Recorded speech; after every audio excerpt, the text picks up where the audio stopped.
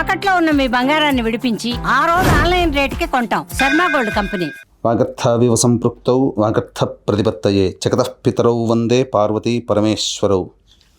ఆదిత్యాయ చ సోమాయ మంగళాయ బుధాయ చ గురుశుక్రశనిభ్యశ్చ రాహవే కేతవే నమః. శృంగేరి జగద్గురు పీఠాధిపతులకి, కంచి పీఠాధిపతులకి నమస్కారములు తెలియజేసుకుంటూ కార్యక్రమాన్ని ప్రారంభిద్దాం.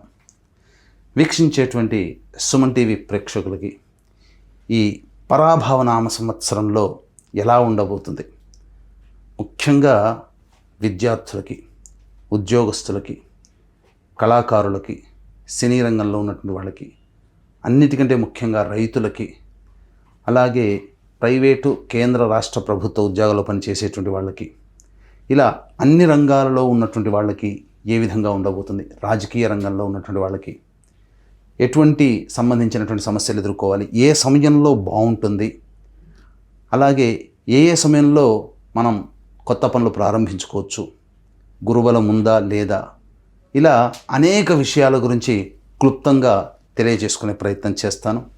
అంతేకాకుండా ముఖ్యంగా వివిధ రాశుల్లో జన్మించినటువంటి స్త్రీలకి ఏ విధంగా ఉండబోతుంది అనే విషయాలతో పాటు చర్చిస్తూ ఈ సంవత్సరం అపజయాల నుంచి జయం కలగడానికి, గత సంవత్సరం కంటే ఈసారి సంవత్సరం జీవితం మెరుగ్గా ఉండడానికి ఎటువంటి చిన్నపాటి పరిహారాలు చేసుకోవచ్చు అనేటువంటి విషయాల గురించి అన్నీ కూడాను కూలంకషంగా చర్చించుకునే ప్రయత్నం చేస్తాను.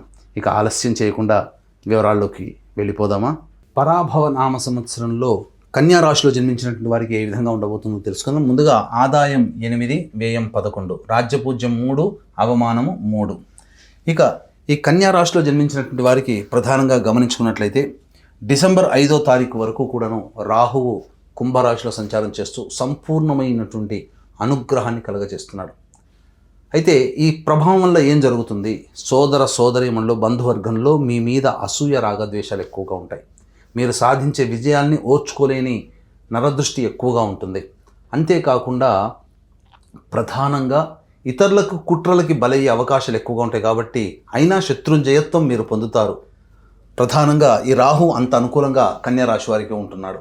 అంతేకాకుండా సప్తమ శని ప్రభావము ప్రధానంగా రాశి మీద కొంత ప్రభావాన్ని, దుష్ప్రభావాన్ని చూపుతుంది. అంటే అనుకున్నటువంటి పనులని ఆలస్యం చేయడం, ఏది తుదకంటూ పూర్తి కాలేకపోవడం, ఆశ ఎక్కువగా పెట్టడం అనేటువంటి ఈ యొక్క శని ప్రభావం వలన కలుగుతాయి.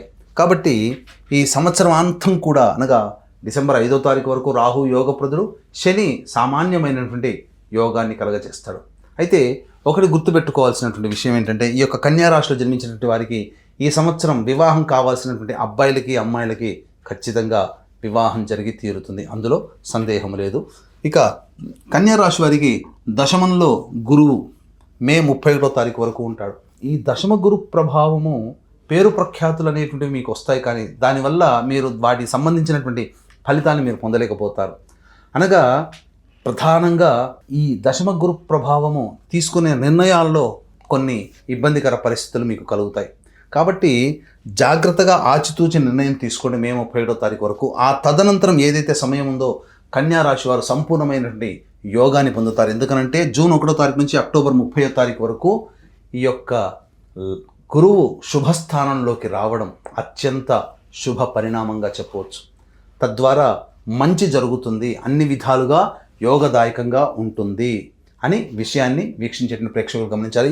మీకు ఆర్థిక సంబంధమైనటువంటి లావాదేవీలు ఏవి జరగాలన్నా, అలాగే నూతన ఉద్యోగము, నూతన వ్యాపారము, వ్యాపార విస్తరణ, వృత్తిలో అభివృద్ధి కావాలన్నా, అలాగే ఏది మీకు జీవితంలో ముఖ్యంగా ఆర్థికాభివృద్ధి, ధన ప్రవాహం ఎక్కువగా జరగాలన్నా, సహాయ సహకారాలన్నా జూన్ 1 నుంచి అక్టోబర్ 30 వరకు ఉన్నటువంటి సమయం చాలా అద్భుతమైనటువంటి సమయము. ఈ సమయంలోనే విదేశాల్లో స్థిరపడ్డటువంటి వాళ్ళకి కాంట్రాక్ట్స్లో మళ్ళీ తిరిగి పొందడము, అలాగే ఎక్స్టెన్షన్స్ జరుగుతూ ఉండడము ఉద్యోగంలో, అలాగే H1B వీసా కూడా మళ్ళీ శాంక్షన్ అవ్వడము, గ్రీన్ కార్డ్ హోల్డర్స్ కావాలనుకునే వాళ్ళకి గ్రీన్ కార్డ్ లభించడం, ఇట్లాంటివన్నీ కూడాను శుభ పరిణామాలు చోటు చేసుకుంటాయి. ఇక అక్టోబర్ 31 నుంచి జనవరి 24వ తారీఖు వరకు సింహరాశిలో గురు సంచార ప్రభావం వలన ప్రధానంగా ధర్మ వ్యయమే అవుతుంది, ఖర్చులు ఉంటాయి, తీర్థయాత్రలు చేస్తారు, పెద్దల యొక్క ఆశీర్వచనాలు పొందుతారు, మఠాధిపతులు పీఠాధిపతుల సందర్శన జరుగుతుంది. అలాగే మీ సంపాదించిన సొమ్ములో వాలంటరీగా మీరు కొంత ఖర్చు పెడితే ఇతరుల యొక్క ఇతరుల యొక్క అభివృద్ధికి మీరు తోడ్పడతారు. అలాగే మంచి సర్వీస్ అనేటువంటిది ఈ యొక్క అక్టోబర్ 31 నుంచి జనవరి 24వ తారీఖు వరకు పొందుతారు. ఇక జనవరి 24 నుంచి ఉగాది వరకు మళ్ళీ గురువు కర్కాటక రాశిలో సంచారం చేస్తున్నటువంటి కారణం చేత ప్రధానంగా వృత్తి ఉద్యోగాల్లో ఉన్నతమైనటువంటి అభివృద్ధిని పొందుతారు. పేరు ప్రఖ్యాతులు కూడా మీకు చాలా బాగా పెరుగుతాయి. తర్వాత చెప్పొచ్చేది ఏమిటంటే, ఇంతకుముందు చెప్పుకున్నట్టుగా బాగా ఈ పరాభవనామ సంవత్సరంలో బాగా యోగించేటువంటి రాశుల్లో 2వ రాశి ఈ కన్యా రాశి అని చెప్పవచ్చు. కాబట్టి ఎక్కువ కాలం దాదాపుగా 7 నెలల పాటు ఉండేటువంటి సమయం ఏదైతే ఉంటుందో ఆ సమయం అంతా గురువు అనుగ్రహించడం, రాహు అనుగ్రహించడం, ఒక్క శని ప్రభావం తక్కువగా ఉన్నటువంటి కారణం చేత కొన్ని ఇబ్బందికర పరిస్థితులు అనేటువంటివి కలుగుతాయి. కాబట్టి అన్ని విధాలుగా యోగదాయకం. కేతువు కూడా ప్రధానంగా డిసెంబర్ 5 వరకు కూడాను సంబంధించి ఈ యొక్క ఆటంకాలను, సాధారణంగా కేతువు ఆటంకాలే కలుగజేస్తాడు, పనులలో ఆటంకాలు. కానీ డిసెంబర్ 5 తర్వాత మళ్ళీ కేతువు కూడా లాభస్థానంలో చేరి ఉండడం, ఈ కారణం చేత కేతువు యోగప్రదుడవుతున్నాడు. రాహువు సామాన్యమైనటువంటి మిశ్రమ ఫలితాన్ని ఇస్తాడు. కాబట్టి ఒక రాహువు, కేతువు, గురువు ఇన్ని గ్రహాలు సంపూర్ణంగా అనుకున్నటువంటి కారణం చేత అత్యంత శుభ ఫలితాలు పొందేటువంటి రాశుల్లో ఈ కన్యా రాశి కూడా ఒకటి అని చెప్పవచ్చు. అయితే ప్రధానంగా ఈ యొక్క కన్యా రాశిలో జన్మించినటువంటి నిరుద్యోగస్తులు ఎవరైతే ఉంటారో ఆ నిరుద్యోగస్తులకి ఉద్యోగ ప్రయత్నాలు ఎప్పుడు చేసుకుంటే మాకు ఉద్యోగం లభిస్తుంది, అలాగే ప్రమోషన్స్ ఎప్పుడు లభిస్తాయి, లేదా వేరే సంస్థల్లోకి ప్రయత్నం చేస్తే ఎప్పుడు చేయాలి, అలాగే గవర్నమెంట్ కాంట్రాక్ట్స్లో ఉన్నటువంటి వాళ్ళకి బిల్స్ పాస్ అవుతాయా, కొత్త కాంట్రాక్టులు రావాలంటే ఏ సమయంలో చేస్తే బాగుంటుందనే విషయం గురించి క్లుప్తంగా తెలియజేసే ప్రయత్నం చేస్తాను. 17 నవంబర్ నుంచి 15 డిసెంబర్ మధ్యకాలము చాలా ఈ యొక్క కన్యా రాశిలో ఉన్నటువంటి వాళ్ళకి అనుకూలమైనటువంటి కాలంగా చెప్పవచ్చు. ఇక 15 జూన్ నుంచి 16 ఆగస్టు వరకు ఉన్నటువంటి కాలం కూడా చాలా అద్భుతమైనటువంటి యోగ కాలంగా చెప్పవచ్చు. ఇక వచ్చే సంవత్సరం 13 ఫిబ్రవరి నుంచి 14 మార్చి వరకు ఉన్నటువంటి సమయం కూడా ఈ సమయం అనుకూలము. ఈ యొక్క సమయాల్లో మీరు ప్రయత్నం చేయండి, చాలా చక్కగా ఉంటుంది. మిగతా సమయాల్లో ఉద్యోగం కోసం ప్రయత్నం చేయకూడదు అంటే ప్రయత్నం చేయండి, కానీ ప్రయత్నం చేసిన తర్వాత వచ్చేటువంటి జాబులలో కానీ లేదా అన్ని ప్రయత్నాలలో కూడా ఫలితము మాత్రం కాస్త కష్టముతో ఎదుర్కోవాల్సినటువంటి పరిస్థితి ఎదురవుతుందని చెప్పవచ్చు. అందుకనే ఏ వ్యక్తికైనప్పటికీ కూడాను నవగ్రహాల యొక్క అనుగ్రహం సంపూర్ణంగా ఉండాలి. మంచి చెడు ఏది జరగాలన్నా నవగ్రహాల యొక్క అనుగ్రహం మీదనే ఆధారపడి ఉంటుంది. కాబట్టి ఈ సంవత్సరం అంతా కూడా కన్యా రాశితో పాటు 12 రాశుల్లో జన్మించినటువంటి వారికి నవగ్రహాల యొక్క అనుగ్రహం సంపూర్ణంగా ఉండడం కోసం మన పీఠం ఆధ్వర్యంలో ఏప్రిల్ 1వ తారీఖు రోజున చైత్ర పౌర్ణమి సందర్భంగా సాయంకాలం 6 గంటలకి అత్యంత శీఘ్ర ఫలితాన్నిచ్చే నక్షత్రాల్లో ఒకటైనటువంటి హస్త నక్షత్రం రోజున సర్వదోష నివారణ పూజల హోమాలలో భాగంగా నవగ్రహ పాశుపత మంత్రహోమముతో పాటుగా ఆరోగ్యం కోసం మృత్యుంజయం, సర్వకార్య చేసిదికి సుదర్శన హోమము, విద్య, ఆర్థిక, ఉద్యోగ, దాంపత్య, వివాహ ప్రాప్తికి లక్ష్మీ మూలమంత్ర సంప్రీత లక్ష్మీ సూక్త హోమంతో పాటు సర్వ జయసిద్ధికి రుద్రహోమం అనేటువంటి జరిపించి శక్తిపాతం చేసినటువంటి కనుగలి మాల ఇవ్వడం జరుగుతుంది. ఈ కార్యక్రమంలో గోతనామాదులు నమోదు చేసుకోదలిచిన వాళ్ళు ఏప్రిల్ 1వ తారీఖు మధ్యాహ్నం 3 గంటల లోపల మీరు కార్యక్రమంలో గోతనామాదులు కనిపిస్తున్న నెంబర్కి కాంటాక్ట్ చేసి నమోదు చేసుకోవచ్చు. ఇక గమనించుకున్నట్లయితే ఒక కన్యా రాశి వారికి సంబంధించి 2 ఏప్రిల్ నుంచి 10 మే వరకు ఉన్నటువంటి కాలము ఇటు గురువు అనుకూలంగా లేడు, శని కూడా అనుకూలంగా లేడు, మరియు కుజ సంచారం కూడా మీనరాశిలోనే ఉన్నటువంటి కారణం చేత దంపతుల మధ్య విభేదాలు వచ్చే అవకాశం ఉంటుంది. భాగస్వాములు విడిపోయే అవకాశం, అనగా వ్యాపార భాగస్వాములు కొత్త భాగస్వాముల కోసం ఎదురు చూడాల్సినటువంటి పరిస్థితి. ఏదైనా మనస్పర్ధలు ఎవరితో కలిసి పనిచేస్తున్నా ఆ సమయంలో మనస్పర్ధలు వస్తాయి. కాబట్టి ఆచితూచి స్పందించండి. సోదరీమణుల మధ్య కూడా విభేదాలు వచ్చే అవకాశం ఉంటుంది. 11 మే నుంచి 19 జూన్ మధ్య ఉన్నటువంటి కాలం ఏదైతే ఉంటుందో ఈ సమయం కూడా అనుకూలంగా లేని కారణం చేత ప్రధానంగా ఆరోగ్య సంబంధంగా ఇబ్బందులు, శస్త్రచికిత్సలు జరిగేటువంటి అవకాశము గోచరమవుతుందని చెప్పవచ్చు. ఇక 20 జూన్ నుంచి 1 ఆగస్టు మధ్య ఉన్నటువంటి కాలము ప్రధానంగా ఆస్తి తగాదాలు జరిగేటువంటి అవకాశము గోచరమవుతుంది. అలాగే చెయ్యని పనికి నేరాన్ని మోపబడడం, తద్వారా శిక్ష పడడం అనేటువంటిది జరుగుతుంది.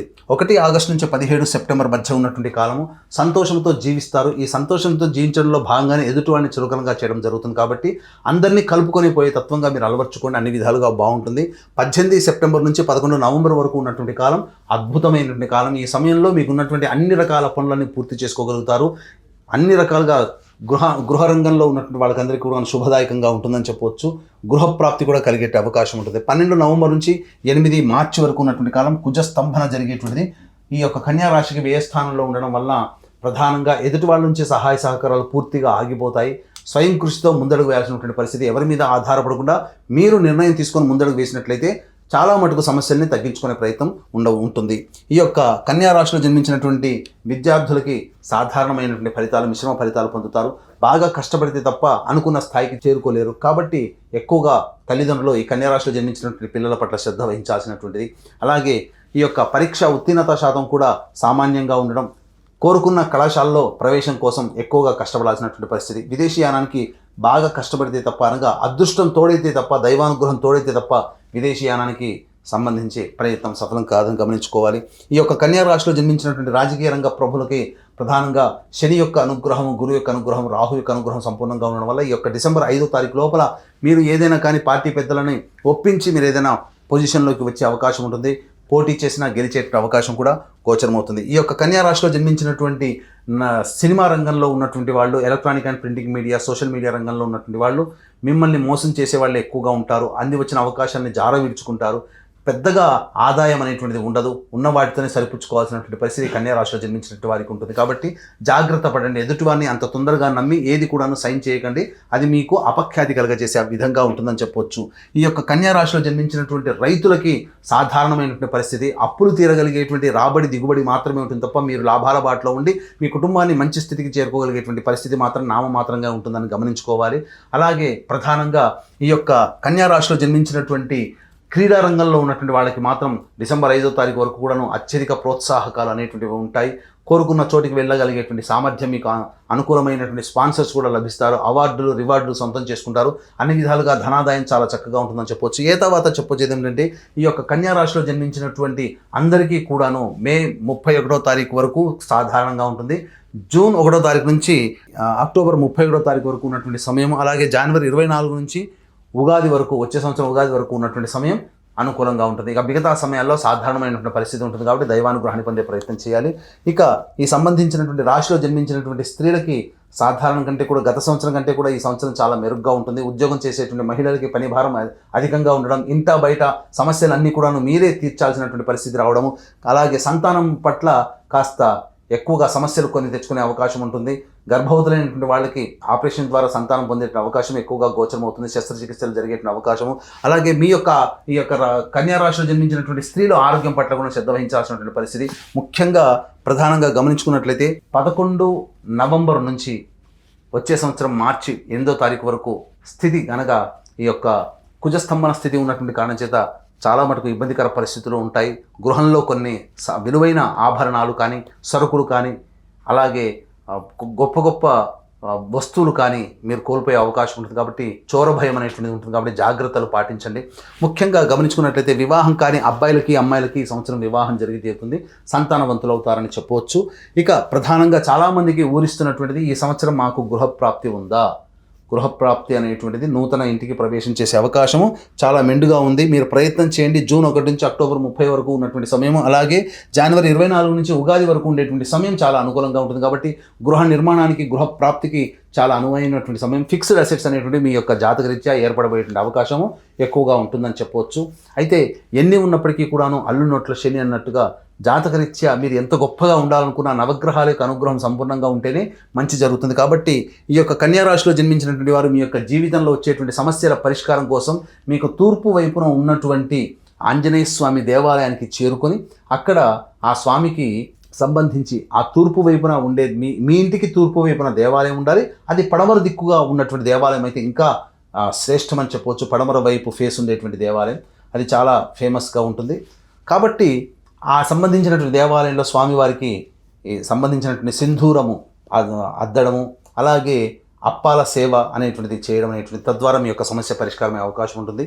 ఏదేమైనప్పటికీ కూడాను నవగ్రహాలు సంపూర్ణంగా ఈ యొక్క కన్యా రాశితో పాటుగా 12 రాశుల వారికి కూడా సంపూర్ణంగా అందించాలనే సదుద్దేశంతో జరపబోయేటువంటి సర్వదోష నివారణ పూజలు, హోమాలకు సంబంధించి ఏప్రిల్ 1వ తారీఖు రోజున జరిగేటువంటి కార్యక్రమంలో నమోదు చేసుకొని దైవానుగ్రహాన్ని పొంది ఈ యొక్క సంవత్సరం అంతా కూడాను ఆనందంగా జీవించగలుగుతారు.